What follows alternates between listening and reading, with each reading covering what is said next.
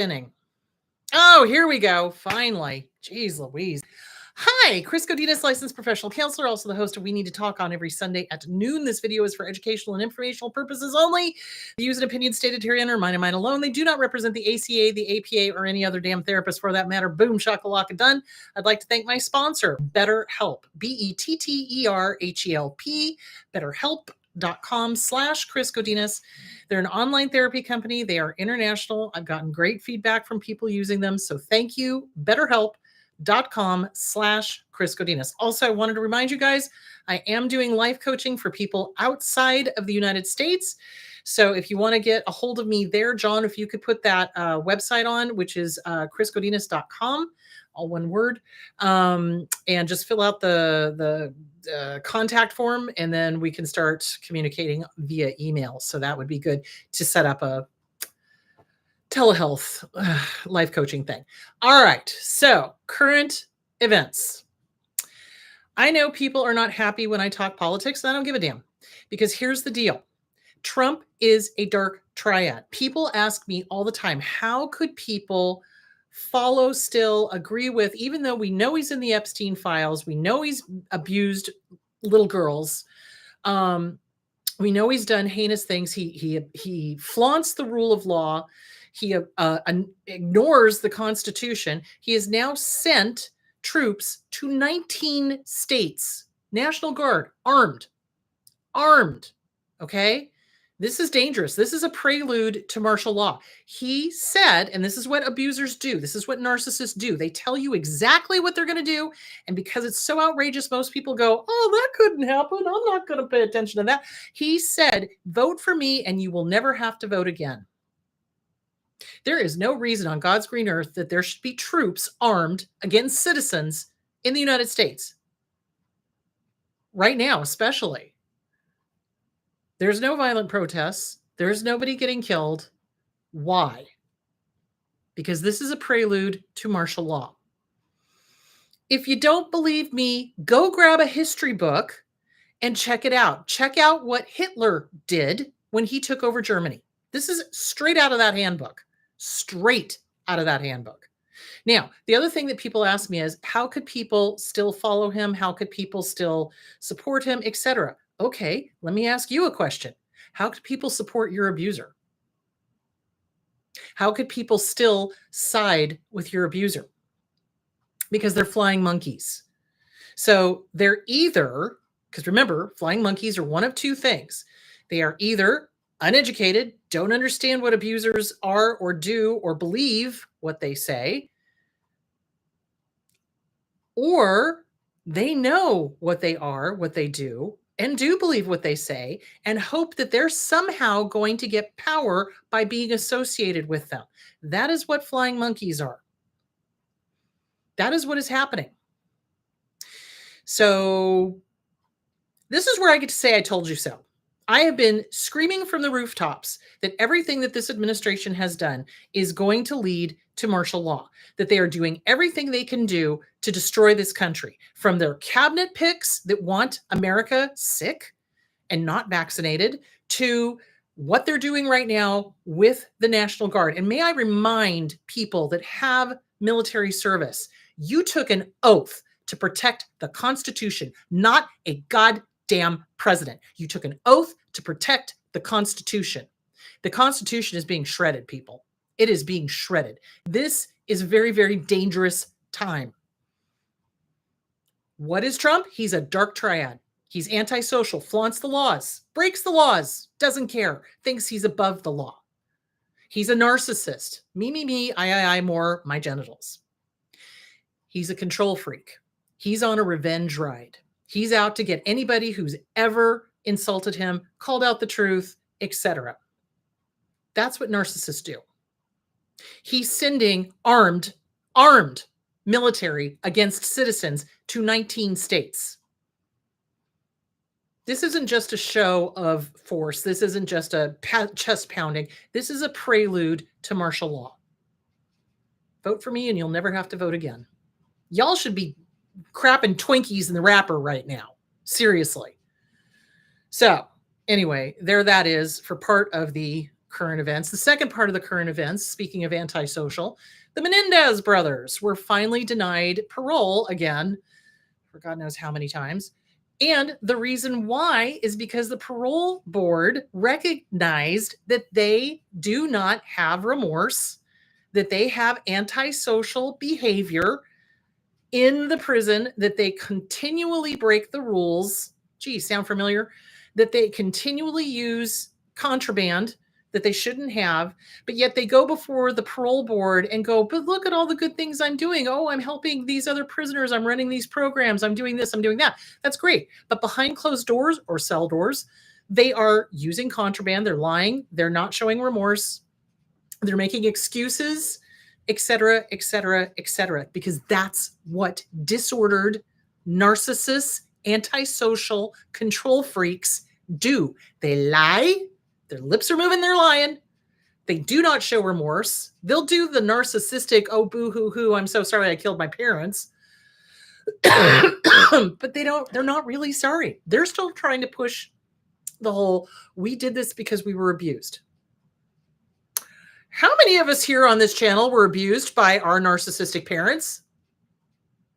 How many of us turned around and killed them? Not any of us, I don't think.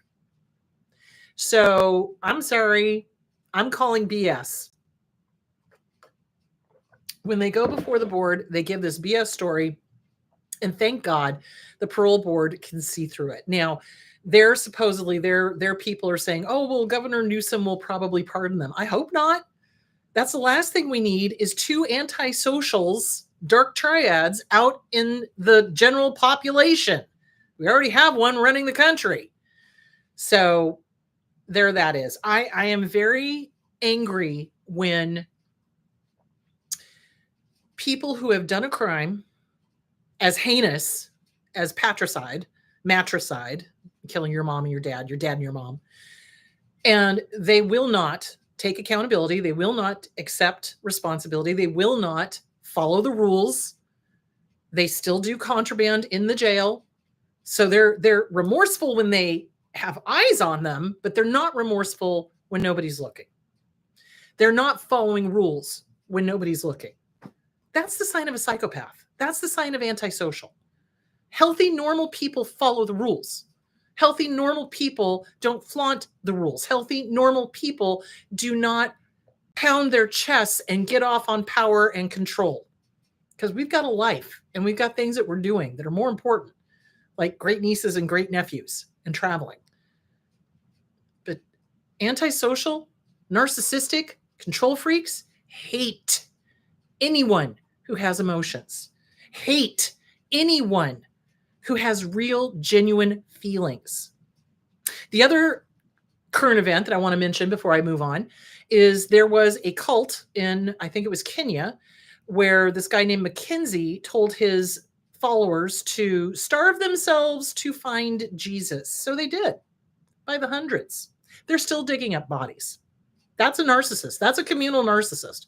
They finally convicted the guy. But do you think he starved himself? Oh, no. No. He ate well. But his congregation literally starved themselves because he told them to. So people that follow Trump are either flying monkeys, unhealed trauma victims, because unhealed trauma victims will side with the aggressor because the inner child is running the show. Unhealed trauma victims will side with a narcissist that tells them to starve themselves because the inner child is running the show. Do you see where I'm going with that? So there that is. All right, let's move on to, can you parent? Can you co-parent? Can you parallel parent with a narcissist? Short answer, hell no. Long answer, yes and no. So here we go. Can you parent with a narcissist? No, you cannot. Why? Narcissists are batshimomo crazy. There is no two ways about it. It is their way or the highway. They do not have normal thinking. Normal thinking is fluid, okay? It's not black and white. A narcissist, a psychopath, has borderline, has black and white thinking. All, nothing, good, bad, black, white, either or. There is a plethora of colors out there. And especially when you're raising kids, nothing is black and white. Seriously, if you've ever raised kids, you know what I'm talking about. Nothing is black and white. There is a plethora of colors and a whole bunch of grays. But narcissists are very much my way or the highway. And they're okay with kids until they reach about age 3 or 4. And then they become abusive because the child is developing their own personality. And what is a 3 or 4-year-old's favorite word besides 2-year-olds? That's their favorite word too. No, no is their favorite word. And what do narcissists not like being told? No, they don't like being told no. Makes them mad. How dare you? How dare you have an opinion? How dare you tell me no? How dare you not let me do what I want to do? So the other thing I have seen narcissists do is they will, if a narcissist tells a child to jump and that kid doesn't ask how high, the narcissist will punish them. They will fly into a screaming rage. How dare you not do exactly what I said? So, for example, it can be something as innocent as, hey, run into the other room and grab the remote. Okay. If that kid literally does not jump up from wherever they are and literally run into the other room to grab the remote and run back, the narcissist will use that as their excuse to verbally vomit all over that kid and or physically punish that child. I told you to run. You didn't run. And the poor kid's sitting here going, wait a minute. I got up and I went in the other room and I got what you wanted. What is the problem? I told you to run. That's what they do. And then they'll punish them. They'll take away privileges. They'll hit them. They'll do whatever. They're cray-cray.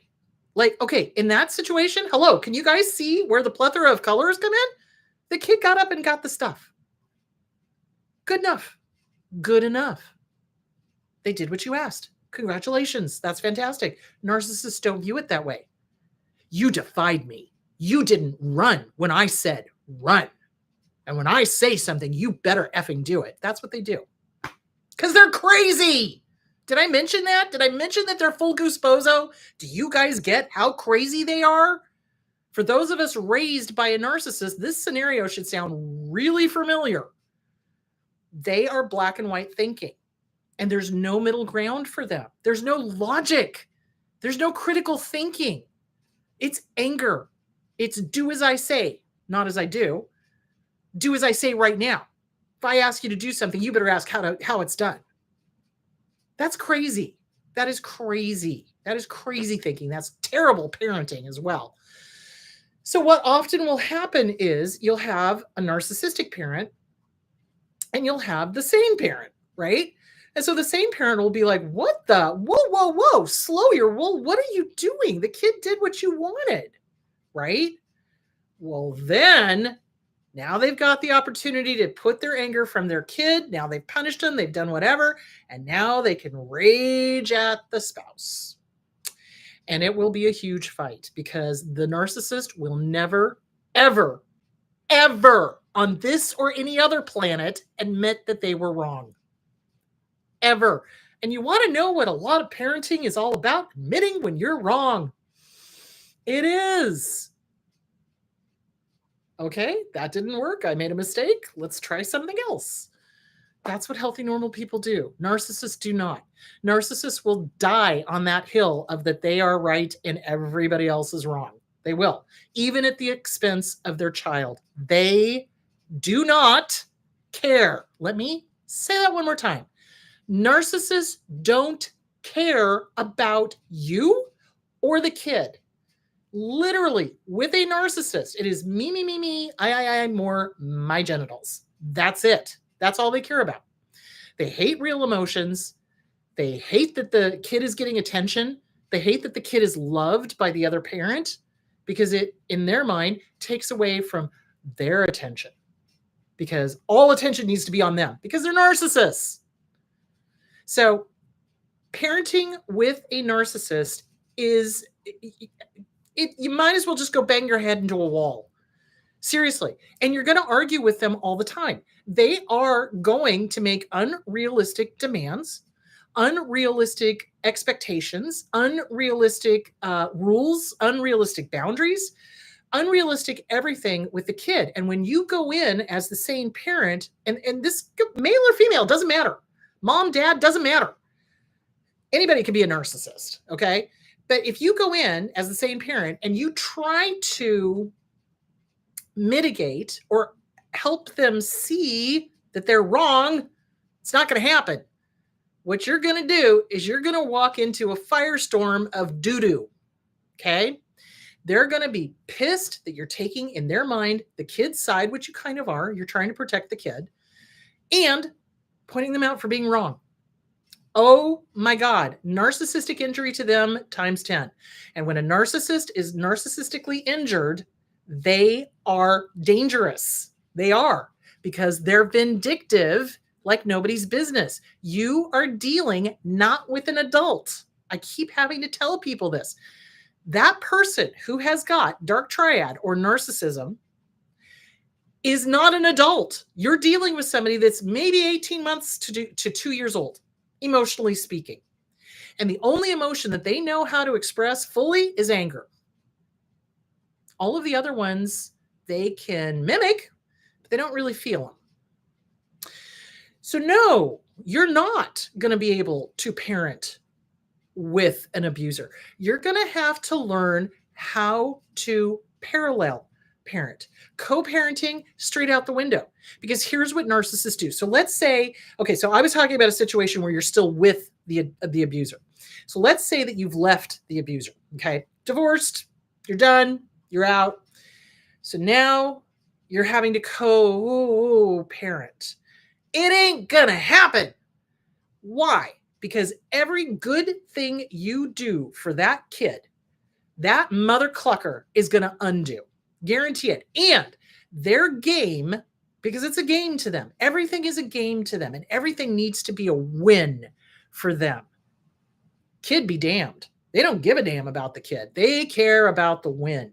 So now that you're divorced, I know, I'll get that child to love only me. And that's when they start using the kid as a pawn, especially if they're younger.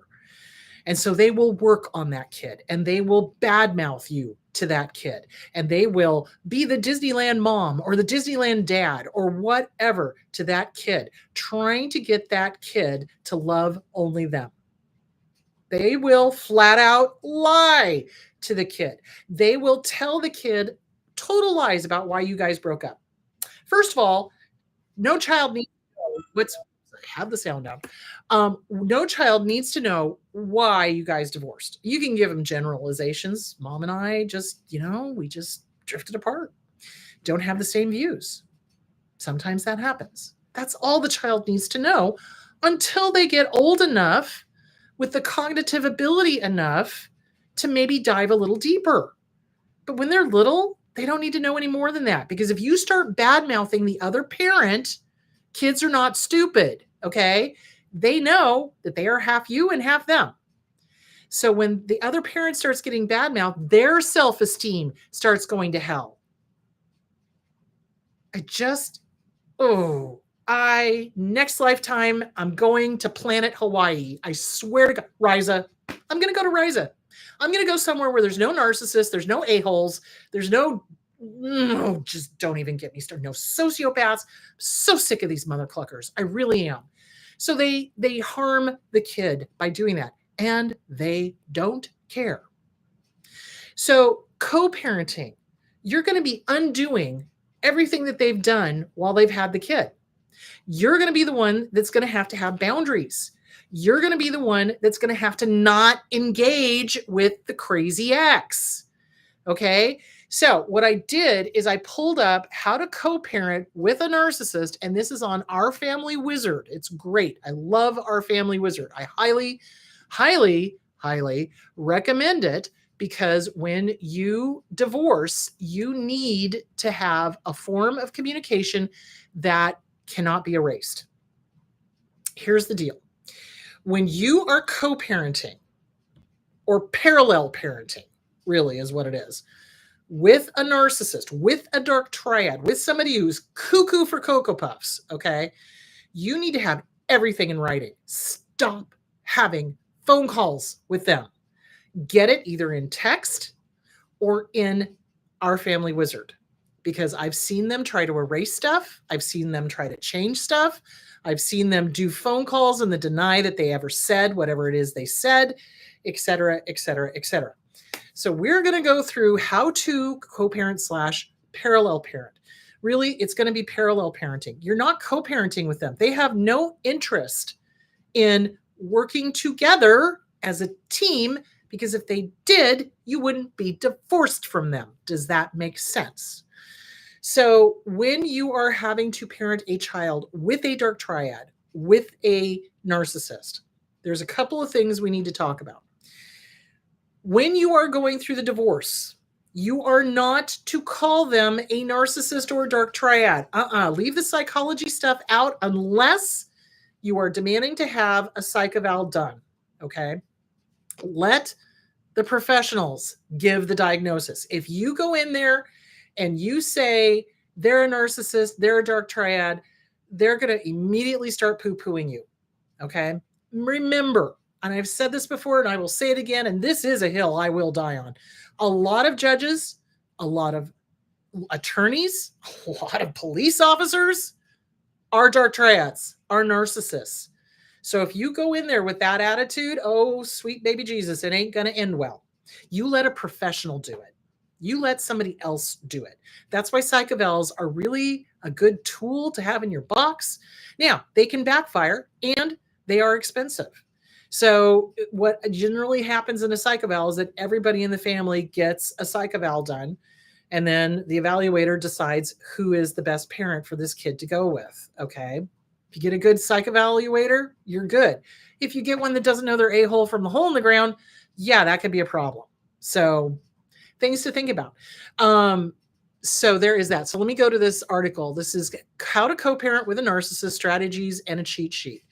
So narcissists are overblown sense of self-importance, frequent fantasies of deserving success, power, love, belief in superiority, need for admiration, entitlement, willingness to exploit others, lack of empathy, frequent envy, and arrogance. Okay. So narcissists are looking for a reason to escalate conflict. That's their whole reason for living. And especially if you left them, it is much better if the narcissist leaves you, because then you go and they are generally busy with their new love of their life or whatever. The big mistake that people make is they keep thinking that the narcissist is a normal human being. They're not. You do not want to have any communication with them that is not written down and unable to be erased, which is why I like our family wizard. They will escalate at every opportunity. They're not interested in peace. Narcissists, dark triads, antisocial, borderline personality disorder, histrionic personality disorder, they need drama and chaos the way the rest of us need oxygen. Seriously, you cannot trust them to behave sanely, ever. They will pick fights about the weirdest stuff. Okay. So, all right. So you're going to have, so, all right. Everything turns into a conflict with them. If you say the sky is blue, they'll argue that the sky is plaid. And that's just what they do. Do not argue with them. Here's the biggest mistake I see people do. They get into tit for tat. They need to explain to them. No, you don't. You do not owe them an explanation. If you are having to parallel parent / co-parent with a narcissist, recognize they're poking the bear. They want to get you to respond because they would rather have a messed up connection to somebody than no connection at all. They would rather have tit for tat and screaming at each other and yelling at each other than peace and quiet. They would rather have this narcissistic supply going for them every time you try to defend yourself than no supply at all. That's what it's about, guys. They say the most heinous things because they want to rise out of you and they want you to respond and they want you to go tit for tat. because it gives them their cocaña. It gives them their narcissistic supply, makes them feel powerful. Ha! I got under their skin. Look what I can do. And, or if they're really crazy, they also do it so that they can go to the court and say, oh, see how crazy they are? Look at how many emails I got back from them. So here's the deal. You want to always think of it as de-escalation. You do not want to escalate. How you respond, how you don't respond, will determine whether or not the narcissist continues. Narcissists are incredibly immature and they need excitement. Okay. That's why they do things like have addictions, sex addictions, drug addictions, alcohol addictions, et cetera, et cetera, et cetera. They need excitement. They need drama. They need chaos. Okay. You do not want to be their supplier. You do not. So if they send you a massive text or a massive email through Our Family Wizard, and no, I'm not getting paid by them, but I just think it's a good service. If they send you a massive thing and it has nothing to do with the kid, you simply say received, or you say nothing at all. Now, if you say nothing at all, they'll claim to the court that you're not responding to their emails.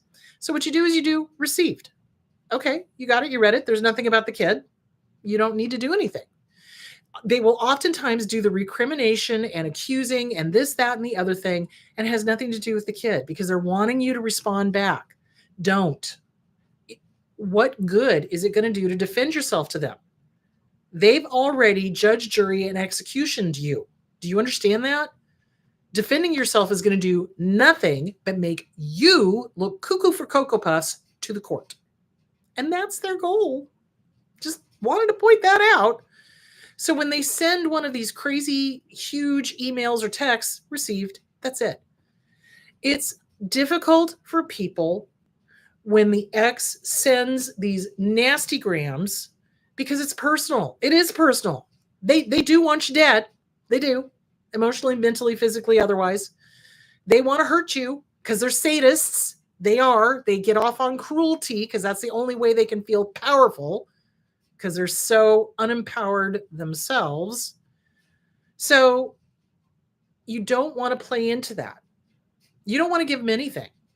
If you give them nothing, if you gray rock, if you can read that email or that text as if you are reading it for a friend or for the court, you're like, oh, what do I need to find that's about the kid, and not respond and just say received, you're going to be way ahead of the game. Why? Because the narcissist will eventually get tired if you consistently do that. If you go back into defending yourself or addressing every single accusation or addressing every single whatever, no, they're going to keep coming back because they're getting supply, because they're poking the bear and you're responding. That's what they want. So if you consistently either don't respond or say received, and that's it, and you don't come unglued and you give them no emotion, they get bored and they will eventually go away. But if you keep going back and explaining or responding or addressing every single line of the email, no, you're going to be in court with them until the cows come home. Stop. You do not need to explain yourself to them. You don't. And in fact, it's better if you don't. Okay. So they lack empathy and they're not flexible. They are going to be inflexible. So one of the things they'll do, if you say, I have this doctor's appointment and I really need you to switch times on our thing, the co-parent might say, too bad, too sad, I don't care. And they'll do that. So yeah, you're going to be angry and they're going to be unreasonable. But you're going to have to realize you're dealing with somebody who lacks compassion. You're dealing with somebody who truly does not care about you, does not care about the kid.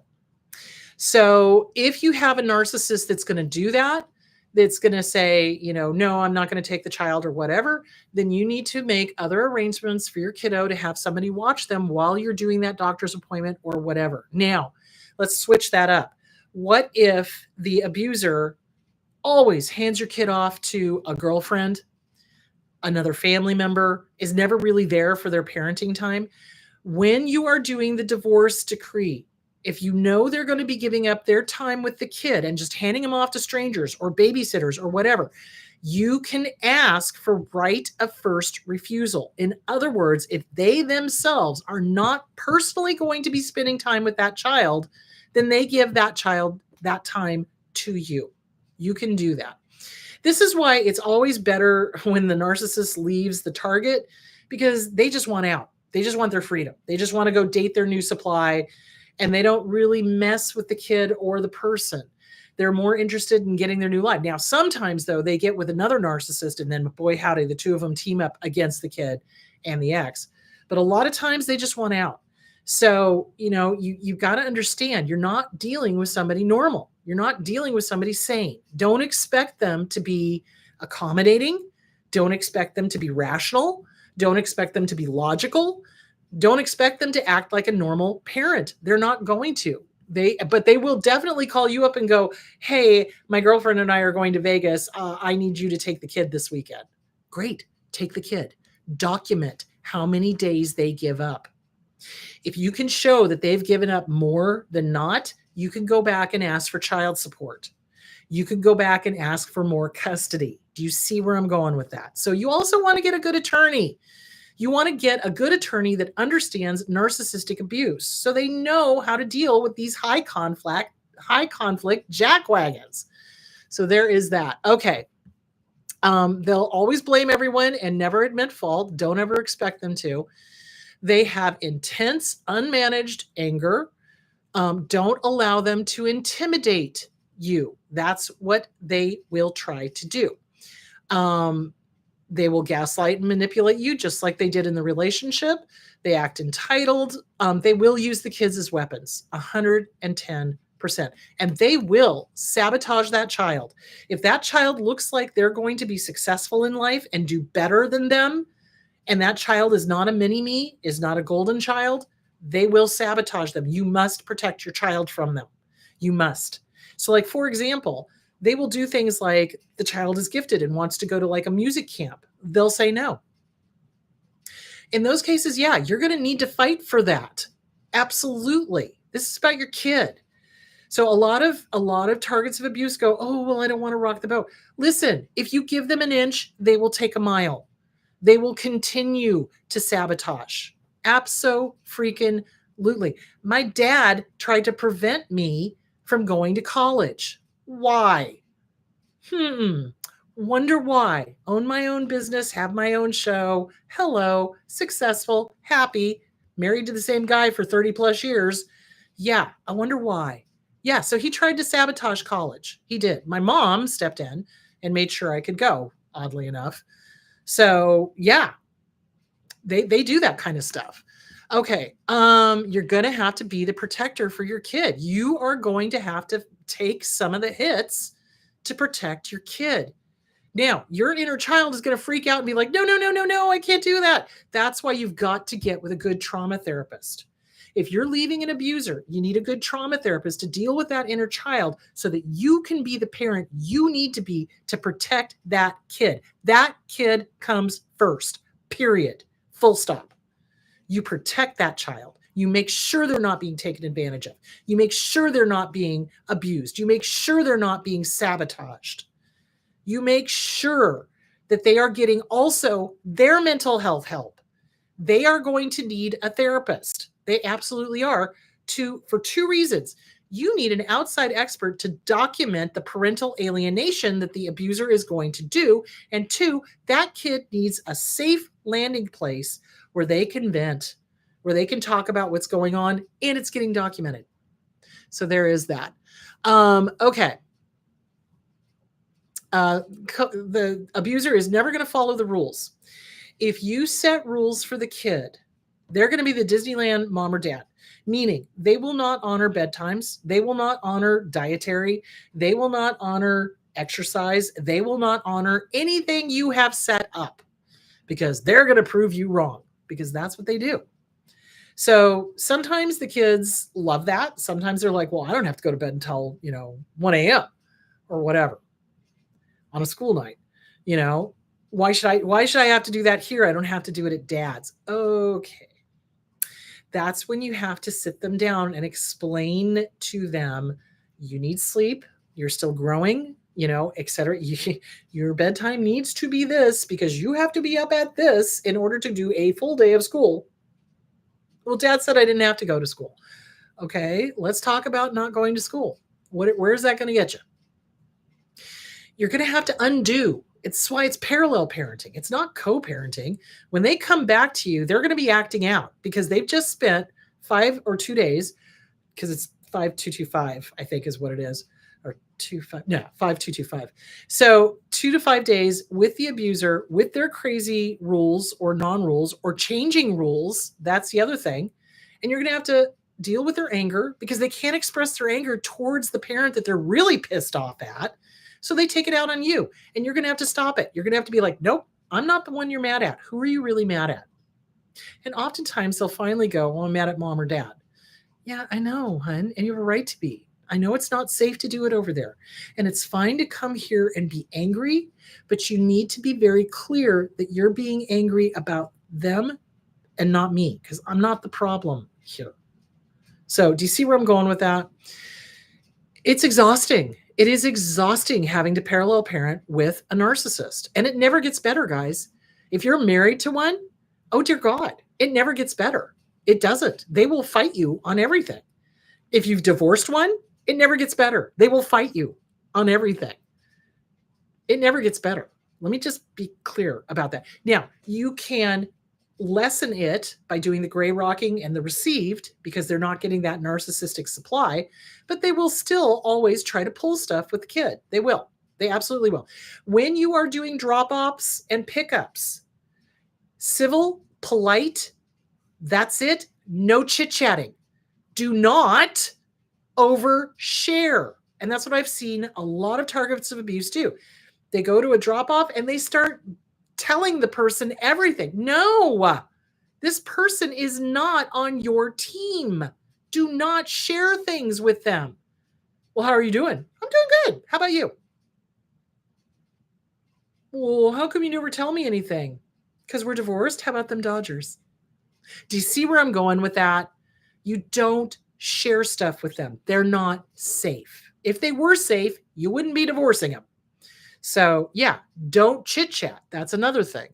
Okay. The narcissist will charm anybody and everybody into believing them. That is just what they do. They will have flying monkeys. That is just what they do. They will isolate and manipulate the kids. 100%. If you see that happening, you put a stop to it. You talk to the kid's therapist. Absolutely. That's not okay because that's what abusers do is they isolate and manipulate their target of abuse. They undermine your parenting. We just talked about that. They try to get your self-esteem to plummet. They will belittle you in emails, tell you what a horrible parent you are, et cetera, et cetera, et cetera. Received. That's all you do. The abuser creates a detailed parenting plan. This one is a little bit tricky. In the next section, we'll recommend that you create a detailed parenting plan. It isn't necessarily a red flag. Sometimes it's a crucial tactic, but in the presence of other concerning signs, it can indicate that someone is trying to control the narrative. Somebody is trying to control the situation and to an unhealthy degree. So I strongly recommend you get with your attorney and you create a parenting plan before you're divorced. Because if you don't, the narcissist will create a parenting plan and it will be all to their advantage. So you don't want that. All right. So we talked about not calling them a narcissist in court, get everything on record, set firm boundaries and stick to them. It can be very difficult with an abuser. Don't get sucked into their BS. Remind yourself that your job is to stay focused on yourself and the kids. So know what your boundaries are. Know what you will and will not put up with. So that's really important to have that in writing. So for example, let's say that they start bringing up the fact that you're dating again. And they will do that. So, they'll say things like, "Well, I don't like the fact that you're dating again and da da da da da." What I do in my personal life is now none of your business. Thank you. Or you will meet them when it becomes serious. Thank you. You don't play. You just don't play. They're going to try to drag you into little minutia arguments.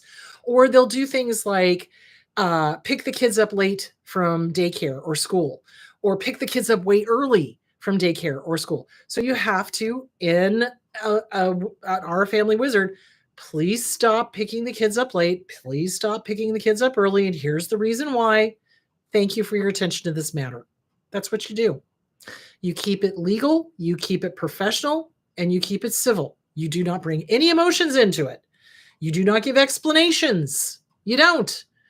So, here's the reason why the day school is threatening to get rid of our membership because you take them out early, or the aftercare thing is threatening to not allow our kids there because you don't pick them up on time.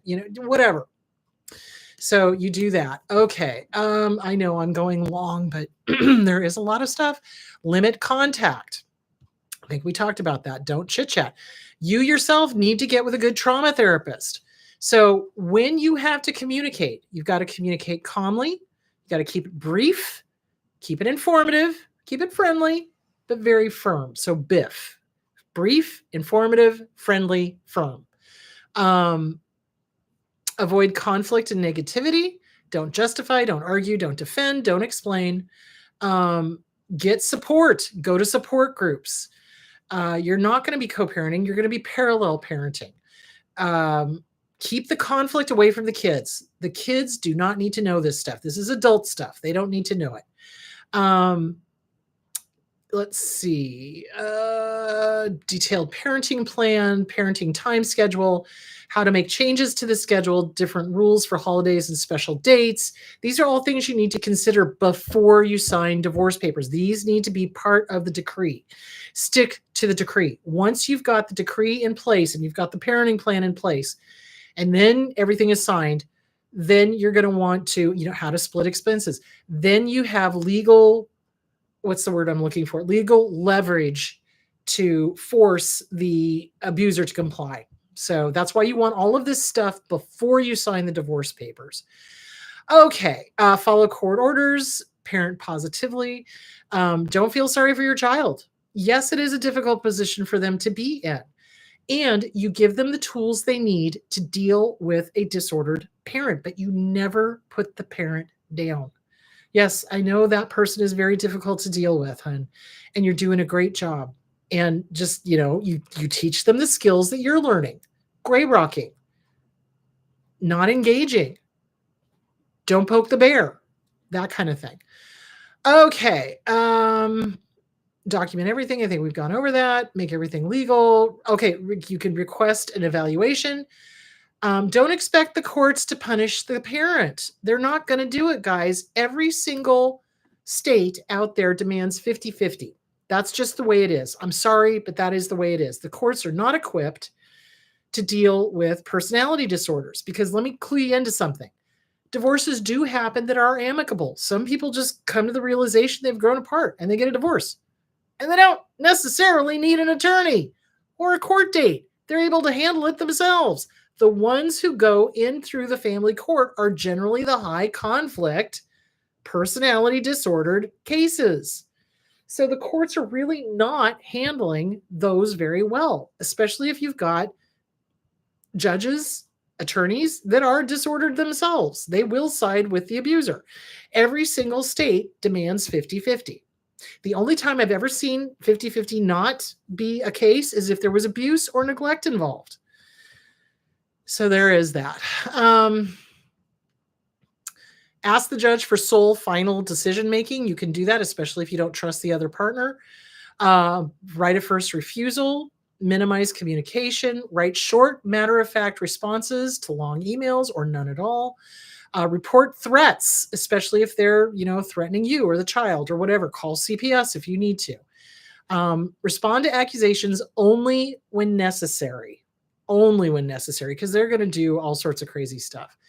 Avoid court, especially if your co-parent or the person you're parallel parenting with is charming. Okay. Push for mediation. Let go of your demands whenever possible. You're not going to get 100% of everything you want. You're not. You're going to have to settle for good enough, and it has to be good enough for the kid. Okay. Egos get involved, even with targets of abuse. You know, that sense of fairness, it's that inner child that's like, but, no, let it go. If you've got 5225, okay, you're getting 50-50. You've got the kid part of the time. You get the kid therapy. You let go of whatever else. Okay. There that is. I'm sorry to say that, but it's true.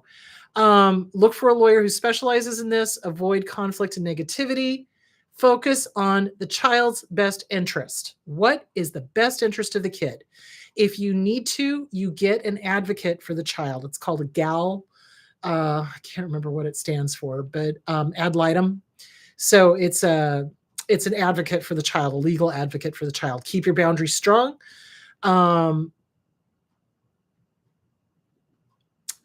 That's basically it. So avoid emotional arguments. They'll try to suck you into that. Document child abuse or neglect and call CPS if needed. Oh, request a guardian ad litem, GAL. That's what it is.